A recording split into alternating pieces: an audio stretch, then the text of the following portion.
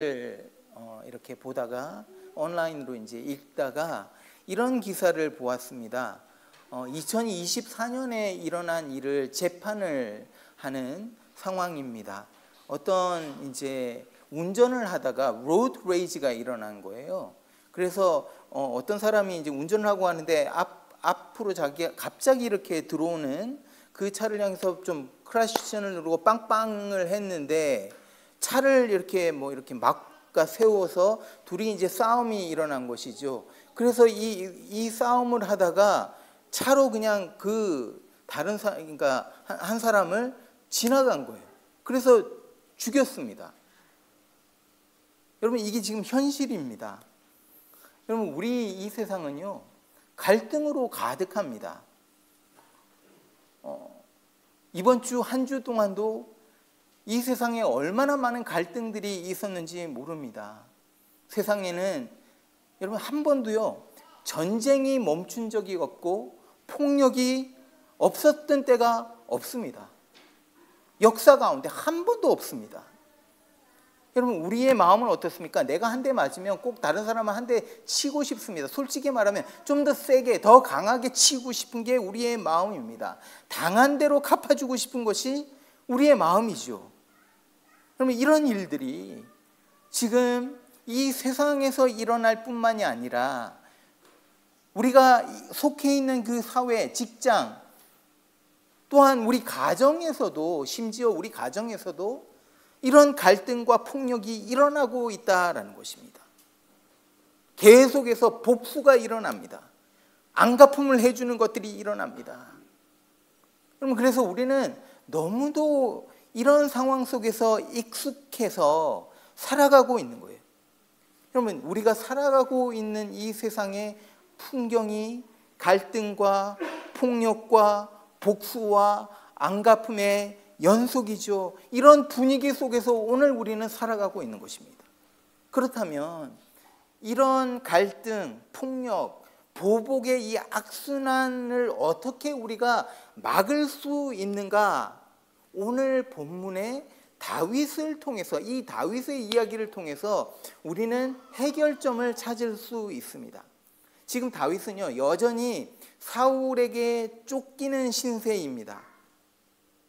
블레셋이 이제 이스라엘을 공격해 와서 사울이 잠시 이 전쟁 때문에 다윗을 계속 쫓다가 그렇게 하지 않고 이 전쟁에 나갔습니다. 근데 이 전쟁이 이제 마무리가 좀 된 거예요. 그래서 이제 다시 뭘 하냐면 참 할 일도 없습니다. 사울 보면 아니 왜 그렇게 다윗을 쫓는지 다윗을 다시 쫓아갑니다. 누군가를 통해서 다윗이 이 동굴 가운데 숨어 있다라는 이제 소식을 들은 거예요. 그래서 3,000명을 모읍니다. 군사 3,000명, 한 명 잡기 위해서 이제 3,000명을 모은 거예요. 그래서 이제 다윗을 잡기 위해서 그 광야 굴 속으로 나아갑니다. 그런데 이제 갑자기 화장실이 급한 거예요. 여러분, 이 화장실 급하면 어떤지 아시지 않습니까? 저는 이게 너무 자주 있는 일이라서 너무 잘합니다. 화장실 급하면 너무 힘이 들지 않습니까? 찾아 들어간 곳이 어디입니까? 동굴에 들어갔는데 하필이면 그 동굴 안에 다윗과 함께한 그 사람들, 용사들이 그 동굴에 하필이면 있었던 거예요. 이 상황을 보면서 다윗과 함께했던 이 용사들이 이렇게 말을 합니다. 보여주십시오. 다윗의 사람들이 이르되 보소서, 여호와께서 당신에게 이르기를 되가 원수를 내 손에 넘기리니 내 생각에 좋은 대로 그에게 행하라 하시더니 이것이 그날이 되었다라는 것입니다. 다윗이 일어나서 사울의 겉옷자락을 가만히 베니라. 여러분, 사실은요 하나님이 지금 이 용사들이 말하고 있는 이 말, 그러니까 네 원수를 네 손에 넘겨주고 네 생각에 좋은 대로 마음대로 하라라고 말씀하신 적이 없습니다. 여러분, 성경을 보면요 성경에 이렇게 너희들의 생각에 좋은 대로 하라라고 말씀한 곳이 제가 성경을 계속해서 보는데 저는 찾을 수가 없습니다. 이거 찾는 분이 있으시면 저에게 말씀해 주십시오. 오히려 성경은 뭐라고 말을 하냐면 너의 생각이 아닌 하나님의 뜻을 따르라라고 반복해서 계속해서 말을 하고 있습니다. 그러면 원수 갚는 일에 대한 하나님의 생각은 무엇입니까? 보여주십시오. 이 율법책에 보니까, 레위기를 보니까 원수를 갚지 말며 동포를 원망하지 말며 내 이웃을 사랑하라 라고 말을 합니다. 신명기로 가보니까 같은 율법입니다. 모세오경, 이게 다 율법입니다. 율법에서 이렇게 말을 합니다. 원수 갚는 것이 누구의 것이라고요? 하나님, 나의 일이다 라고 말을 합니다. 내가 갚아줄 것이다. 여러분, 지금 사람들은요, 상황을 보면서 이것이 하나님이 주신 기회다라고 생각합니다. 상황을 보면서 사울을 지금 죽이는 것이 하나님의 뜻이구나 라고 결정을 한 거예요, 마음에. 여러분, 많은 분들이 상황을 통해서 우리가 겪는 어떤 상황, 하나님의 인도하심을 본다, 하나님의 뜻을 알 수 있다라는 말씀들을 간혹 하십니다. 어떤 상황들을 통해서. 물론 하나님이 우리가 경험하는 어떤 상황을 통해서 우리에게 말씀하시고 그 뜻을 알게 하실 때도 있는 것 같아요. 그런데 우리 안에는 어떤 기질이 있느냐 하면 이런 기질입니다. 내가 원하는 것을, 그러니까 내 뜻에 하나님의 뜻을 갖다가 맞추려고 하는 경향이 있다는 거예요. 그런 기질이 있다는 것입니다. 그래서 내가 이 여자랑 결혼을 하고 싶은 거예요. 근데 우연히 그냥 이 여자랑 길거리 가다가 만난 거, 하나님의 뜻이구나. 여러분, 이거 맞습니까? 상황을 통해서, 물론 상황을 통해서 하나님이 보여주실 때가 있습니다. 그런데 우리의 기질이 뭐냐면, 우리의 경향이 내 뜻을 이루기 위해서 하나님을 우리는 오히려 이용한다라는 것이죠. 하나님의 뜻을 내 뜻에 맞추십시오, 이렇게 말을 한다라는 것입니다. 지금 다윗과 함께 했던 이 사람들이 지금 사울이 동굴 안에 들어와 있고 도간에 든 쥐와 같은 이런 사울을 보면서 하나님이 우리에게 이 사람을 붙여주셨구나, 이렇게 말을 하고 있다라는 것이죠. 그런데 여러분, 많은 경우에 오히려 상황과 반대되는 것이 하나님의 뜻일 때가 많이 있습니다. 그래서 우리는 어떻게 해야 됩니까? 늘 말씀 중심으로 살아야 됩니다. 여러분의 경험이 아닙니다. 여러분의 상황이 아닙니다. 하나님의 말씀이 무엇이라고 말을 하고 있는지 그것을 알기 위해서 우리는 몸부림을 쳐야 된다는 것입니다. 내가 원하는 것보다 하나님이 원하시는 것이 무엇인지 알기 위해서 말씀 가운데로 계속해서 나아가야 된다라는 것이죠. 여러분, 말씀을 떠난 신앙생활은 우리로 하여금 잘못된 방향으로 인도할 수 있습니다. 우리는 하나님의 말씀을 가까이 하고 묵상함으로 내 생각과 내 뜻을 내려놓고 그 말씀에 순종하는 자세가 요구됩니다.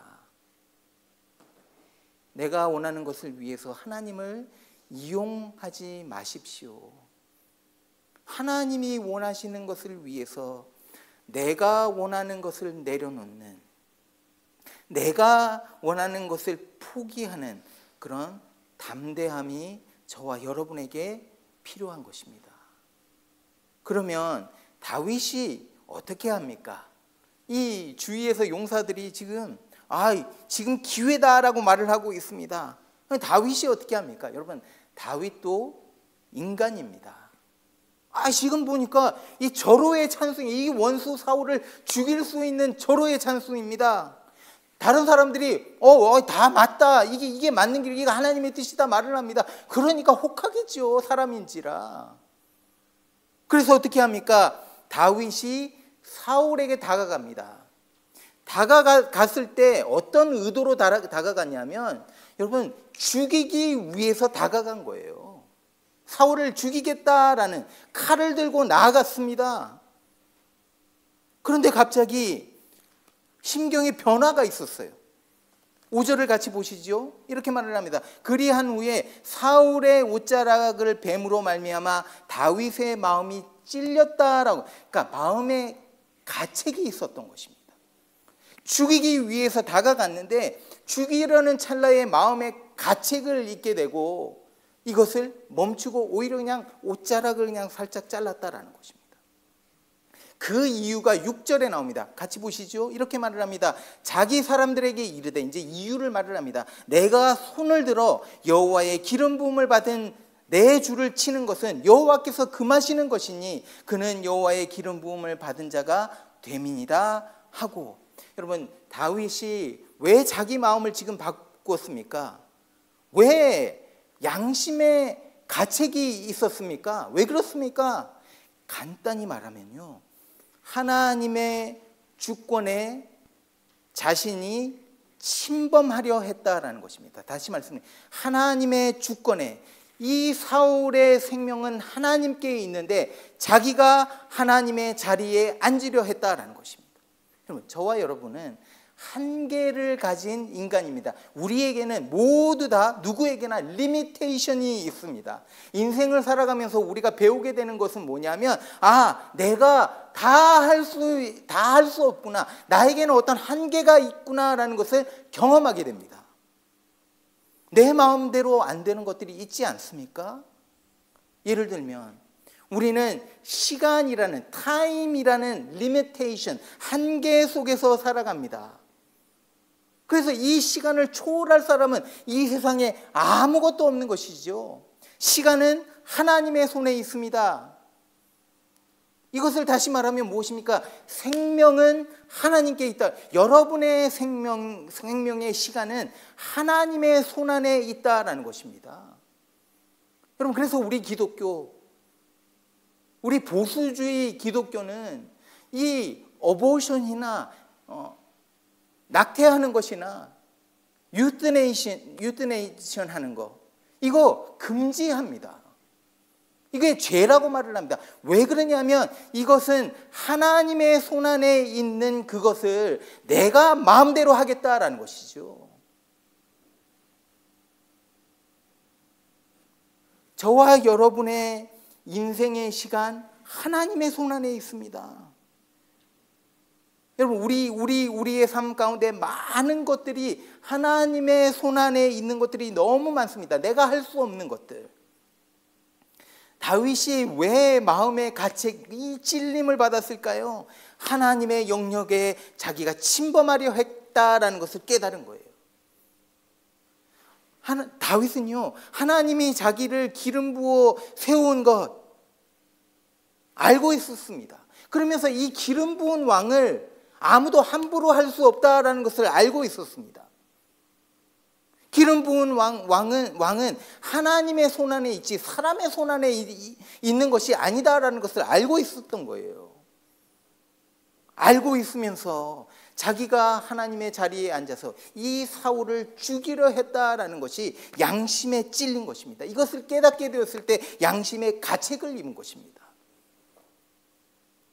여러분, 그래서 이것이 어쩌면 다윗에게는 어떤 트레이닝이었던 것 같아요.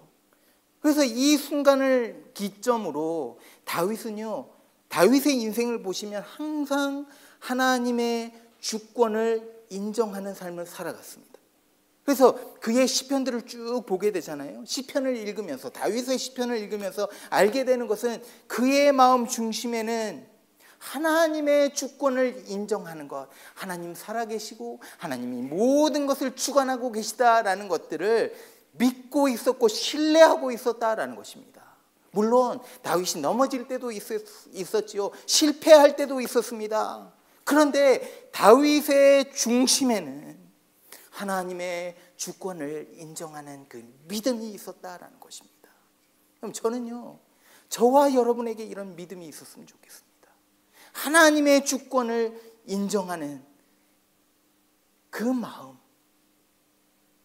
이게 여러분, 이스라엘에게 이제 하나님이 왕을 주시면서 하나님이 원하셨던 왕의 모습이 뭐냐면 하나님의 주권을 온전히 인정하고 하나님의 뜻대로 이스라엘을 다스릴 수 있는 왕을 세우기를 원하셨다라는 것입니다. 그래서 다윗의 모습 속에서 그 그림자를 우리는 볼 수 있고, 다윗의 후손인 예수 그리스도가 기름 부음을 받은 자로 이 땅에 오셔서 온전히 하나님의 뜻에 순종하심으로 이 모든 것을 하나님 앞에 맡겨드리는, 하나님의 주권을 인정하는 삶을 사신 것이죠. 여러분, 우리가 생각해 보면 예수님은 원수인 우리를 심판할 능력과 또 충분한 명분도 있었습니다. 그런데 그는 온전히 하나님의 뜻을 따라서 십자가의 죽으심으로 순종하셨죠. 이렇게 한 이유가 무엇입니까? 하나님의 주권을 인정했다라는 것입니다. 예수 그리스도가 하나님이 세우신 진정한 왕이다, 이런 모습이어야 된다라는 것입니다. 여러분 아십니까? 하나님께서 저와 여러분을 왕으로 세우셨습니다. 우리는 왕 같은 제사장입니다. 그렇기 때문에 하나님이 우리에게 원하시는 것이 무엇입니까? 하나님이 우리에게 원하시는 것은 이겁니다. 내 한계를 인정하는 거예요. God, I know my limitation. 내 한계를 인정하고 하나님의 주권을 그대로 인정하고 받아들이는 거예요. 무슨 말입니까? 어렵고 힘들 때마다 하나님이 통치하고 계심을 바라보는 것입니다. 그럼 우리는 자꾸 하나님의 자리에 내가 앉으려고 합니다. 우리가 마음이 힘들 때가 있는데 왜 그렇게 힘이 든 줄 아세요? 내가 하지 못하는, 하나님께 그냥 맡겨야 되는데 그것을 내가 하려고 할 때 우리의 마음은 괴로워지는 거예요. 여러분, 우리는 하나님의 자리에 앉을 수 없고 그렇게 해서도 안 된다라는 것입니다. 그래서 나의 뜻을 앞세우기 전에 우리가 해야 되는 것이 무엇입니까? 하나님의 뜻을 구하는 거예요. 예수님이 산상수훈에서 마태복음 6장에서 이렇게 말씀합니다. 너희는 먼저 그의 나라와 그의 의를 구하라. 하나님의 뜻을 구하라라는 것입니다. 그리하면 어떻게 하신다고요? 이 모든 것들, 너희에게 필요한 모든 것들을 다 알고 채워주실 것이다. 하나님의 주권을 인정하라라는 것입니다. 나의 한계를 받아들이고 하나님의 주권을 인정할 때 하나님의 생각 앞에 내 생각을 내려놓게 될 때 우리는 왕 같은 제사장으로 이 세상을 승리하면서 살아갈 수 있습니다. 여러분, 저는요 오늘 이 말씀을 전하면서 이 비밀을 여러분들이 알게 되기를 소망합니다. 얼마나 힘든 일이 많습니까? 갈등이 얼마나 많습니까? 그런 가운데 갈등 속에서, 힘듦 속에서, 고통 속에서 우리가 바라봐야 되는 것은 무엇입니까? 하나님께 모든 주권이 있다라는 것입니다. 이 비밀을 알 때 여러분, 놀라운 일이 우리 안에 생기는 거예요. 자, 이제 다윗이 하나님만이 할 수 있는 일을 하려고 했다가 양심의 가책을 느낍니다. 그런데 우리가 주목해야 될 것은 뭐냐면 다윗이 자신이 잘못을 인정함에도 불구하고 가만히 앉아 있지는 않았다는 것입니다. 여러분, 우리가 부당한 일을 당하고 또 누군가에 의해서 비난을 당합니다. 상처를 받기도 합니다. 누군가의 말을 통해서 공격을 받습니다. 이럴 때 우리의 마음이 상하죠.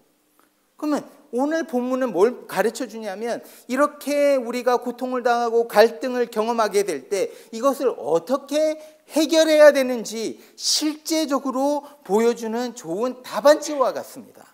다윗이 무엇을 하는지 두 가지를 말씀드릴게요. 첫 번째, 다윗이 이 문제 앞에서, 이 갈등 속에서 무엇을 하냐면 피하지 않습니다. 피하지 않고 갈등의 문제를 그대로 직면합니다.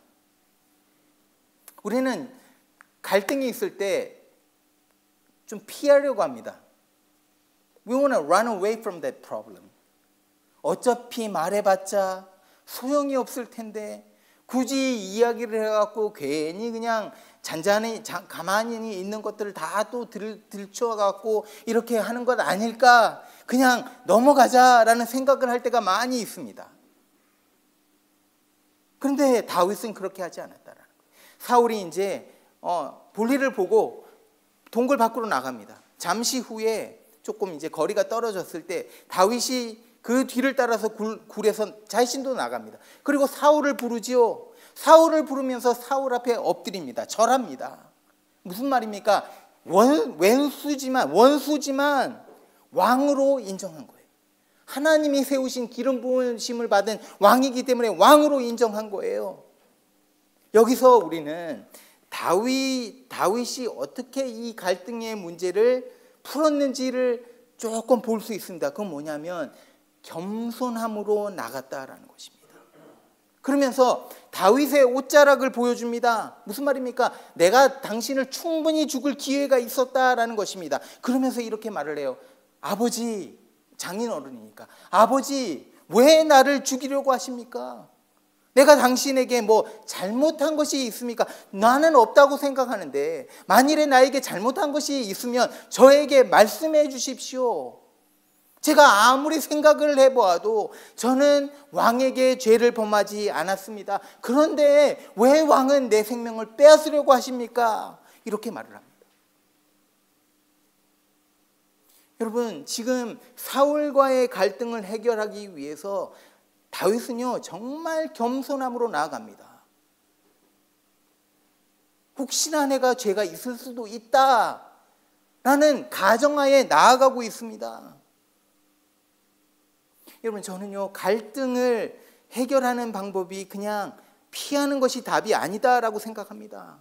우리 안에 어떤 갈등이 일어날 때 그것을 해결하기 위해서 정면 돌파가 때로는 필요합니다. 부부의 갈등이 있을 때 사실 뭐 서로 분노할 때는 조금 떨어져 있어야 되죠. 이게 이번 수요 기도회 때 제가 말씀드린 것입니다. 잠시 그냥 조금 화가 내려갈 때까지 약간 떨어져 있는 거 지혜입니다. 그런데 거기서 끝나면 안 돼요. 다시 함께 와서 대화가 이루어져야 된다는 것입니다. 이 대화 속에 무엇이 필요하냐면 서로에 대한 배려와 겸손으로 같이 대화해야 된다는 것이죠. 이런 진솔한 대화는 정말 갈등을 풀 수 있는 열쇠가 될 수 있다는 거죠. 오늘 우리 안에 풀리지 않는 갈등이 있다면 어쩌면 우리 안에 대화가 끊어졌기 때문이 아닌가라는 생각을 해봅니다. 갈등을 풀기 위해서 우리는 힘들지만 대화를 시작해야 됩니다. 그런데 대화를 시작하기 전에 엎드리는 모습이 필요합니다. 겸손이 필요합니다. 다윗은 이렇게 갈등을 해결하려 했다라는 것입니다. 그런데 두 번째, 더 중요한 것이 있습니다. 온전히 하나님 앞에 맡겼다라는 거예요. 함께 보시죠. 이렇게 말을 합니다. 여호와께서는 나와 왕 사이를 판단하사 하나님이 좌지가 되어달라는 거예요. 재판관이 되어달라는 것입니다. 여호와께서 나를 위하여 왕에게 보복하시려니와 내 손으로는 왕을 해하지 않겠나이다. 여러분, 이게 무엇입니까? 모든 것을 하나님 손에 맡기겠다라는 거예요. 여러분, 저는 여기서 다윗의 위대함을 보게 됩니다. 지금 이렇게 하는 게 뭔지 아세요? 다윗은 자기의 미래를 하나님 손에 맡기는 거예요. 하나님이 다윗을 기름 부어 세웠습니다. 이제 왕이 될 것이다 알고 있었습니다. 그런데 상황을 보니까 전혀 자기가 왕이 될 것 같지가 않은 거예요. 오히려 죽기 일보 직전입니다. 이런 상황 가운데 다윗은 자기의 미래를 하나님 앞에 맡겼다, 하나님을 믿었다라는 것입니다. 하나님을 신뢰했다라는 것입니다. 상황은 그렇지 않지만 하나님을 믿었다라는 것입니다. 또한 자기뿐만이 아니라 사울의 미래도 하나님께 맡긴 것입니다. 여러분, 다윗이 사울의 미래를 결정할 수 있었습니다. 그런데 그렇게 하지 않고 하나님의 손에 사울의 미래를 맡겨드린 것입니다. 다윗의 생각으로는 사울이 벌을 받는 것이 당연합니다. 그런데 만일에 하나님이 사울에게 은혜를 베푸시기를 기뻐하신다면 그렇게 돼도 괜찮습니다 라고 말을 하고 있는 거예요. 여러분, 지금 다윗이 무엇을 하고 있는 것입니까? 저는요, 다윗이 지금 원수인 사울을 용서하고 있다고 생각합니다. 이건 용서입니다. 여러분, 용서는 상대방을 향한 그 판단을 하나님께 드리는 것이 용서입니다. 다시 말씀드릴게요. 용서는 상대방을 향한 어떤 judgment, 내가 하는 것이 아니라 하나님께 올려드리는 것, 이것이 forgiveness, 용서입니다. 그래서 예수님이 한 번은 이제 가늠하다 잡혀온 여자에게 돌을 던지려고 했지 않습니까? 그 사람들이 다 가고 너를 정죄했던 사람들이 다 어디 갔느냐 하니까 없다라고 말을 했을 때 예수님이 뭐라고 말씀해요? 나도 너를 정죄하지 않는다. 나도 너를 판단하지 않는다. 이 무슨 말입니까? 용서라는 것입니다. 용서한다라는 것입니다. 여러분, 다윗이 충분히 사울을 죽일 수 있었습니다. 그런 명분과 권리도 있었습니다. 그런데 다윗은 그 권리를 포기하고 있는 것입니다. 마치 빚진 자에게 빚을 탕감해주고 있는 것 같습니다. 나를 괴롭게 한 만큼 당연히 내가 상대방을 괴롭게 그렇게 갚아줄 수 있습니다. 그런데 그렇게 하지 않겠다라는 것입니다. 그래서 하나님이 혹시 사울에게 은혜를 베푸신다 해도 그것에 대해서 내가 원망하지 않겠다. 모든 것을 하나님의 뜻에 맡기겠다. 여러분, 이것이 바로 진정한 용서입니다. 여러분, 용서를 한다고 해서 잘못된 것을 무조건 덮어버리라라는 소리가 아닙니다. 다윗은 사울과 맞서서 그의 잘못을 지적을 했습니다. 또한 용서를 했다고 해서 죄가 사라지는 것도 아니죠. 용서한 후에도 죄가 남아 있습니다. 그 아픔과 상처가 남아 있습니다. 그럼에도 불구하고 나에게 죄 지은 그 사람과 화해하는 것입니다. 그 사람에 대한 판단은 하나님 앞에 맡기고 그 사람과 화해하려고 하는 것, 이것이 용서입니다. 여러분, 다윗이 이렇게 말을 했을 때 사울이요, 놀라운 일이 일어납니다. 울면서 다윗에게 말을 합니다. 네가 정말 의롭다. You are righteous. 네가 정말 righteous king, 의로운 왕이다. 하나님이 반드시 너를 왕으로 세우실 것이고 이 나라 이스라엘을 견고히 너를 통해서 세우실 것이다. 예언적인 말을 선포하게 합니다. 여러분, 이것이 용서의 파워, 힘입니다. 용서는 놀라운 일을 일으킵니다. 그런데 당장 그런 놀라운 일이 일어나는 것은 아닌 것 같아요. 항상 용서를 했다고 해서 당장 모든 것이 기쁨으로 돌아오고 즐겁고 모든 관계가 완벽하게 회복되고 그런 것은 아닌 것 같습니다. 왜냐하면 오늘 본문을 보더라도 사울이 집으로 갔고 다윗은 계속 어디로 갔다고요? 동굴 속으로 갔다고. 숨어 지냈습니다. 아직도 어느 정도 화해는 했지만 다윗이 한 것은 용서입니다. 용서는 했지만 그 관계가 완전히 회복되지는 않은 것이죠. 신뢰가 아직 더 쌓여야 한다라는 것입니다. 사울을 따라갈 그런 신뢰가 아직 쌓이지 않았다. 충분한 근거가 없었다라는 것입니다. 하지만 다윗은 용서를 했고 사울과의 그 원수의 관계를 끊어버린 것입니다. 이 원수의 관계를 오히려 하나님 손에 맡겨드린 것이죠. 여러분, 이것을 통해서 저는 오늘 본문에는 없지만 이런 생각을 해보았습니다. 다윗은 분명히 평안을 누렸을 것이다. 그때부터. 혹시 우리 중에 갈등을 겪고 계신 분 있으신가요? 누군가에게 상처를 받고 막 힘들어 하시는 분들 계신가요? 여러분, 저는요, 모르는 사람에게 상처받을 수도 있지만 제 경험으로는 가까운 사람, 내가 사랑하는 사람에게 상처를 받고 주는 경우가 더 많은 것 같습니다. 이런 상처들은 잘 치유가 되지 않아요.